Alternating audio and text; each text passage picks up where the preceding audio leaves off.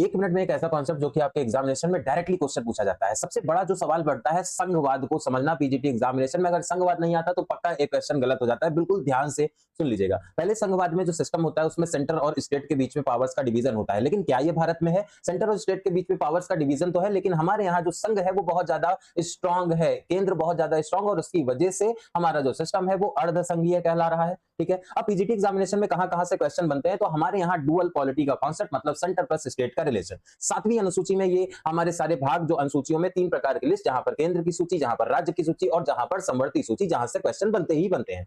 Written constitution है हमारे पास में, केवल एकमात्र रिटन कॉन्स्टिट्यूशन केवल सेंटर लेवल पर संविधान बना करके रख दिया गया है। वही स्टेट्स में उसी के आधार पर प्रावधान उसमें स्टेट के लिए भी अलग से लिख दिए गए हैं। तो ये भी एक स्ट्रॉन्ग सेंटर की अवधारणा को पेश करता है। इंडिपेंडेंट जुडिशरी का कॉन्सेप्ट है। अगर मान लो कहीं केंद्र राज्य या राज्य राज्य के बीच में विवाद आता है तो उसके लिए इंडिपेंडेंट जुडिशरी का कॉन्सेप्ट भी अवेलेबल है। बाइकैमरल सिस्टम भी देखने को मिलता है। भाई राज्यों का केंद्र में प्रतिनिधित्व भी देखने को मिल रहा है। राज्यों का प्रतिनिधित्व प्रॉपरली राज्यसभा के माध्यम से केंद्र के पूरे सिस्टम में देखने को मिलता ही मिलता है। अच्छा, सबसे बड़ा जो प्रॉब्लम है वो कहां पर आता है? बिल्कुल ध्यान से सुने। एक तो 356 नंबर अनुच्छेद आपको पता है राष्ट्रपति शासन की अवधारणा, इसमें राष्ट्रपति शासन वाला ये जो कॉन्सेप्ट 356 में है इसका मिसयूज कर दिया जाता है। दूसरे नंबर पर जो गवर्नर की डिस्क्रिटरी कन्वर्टरी पावर होती है, जहां पर मतलब सबसे ज्यादा दिक्कत यह है कि गवर्नर जो है वो राष्ट्रपति को बताएगा कि यार ये वाली जो राज्य सरकार है वो काम सही से नहीं कर पा रही। कई बार सीएम और गवर्नर के बीच में विवाद का कारण भी बनता है।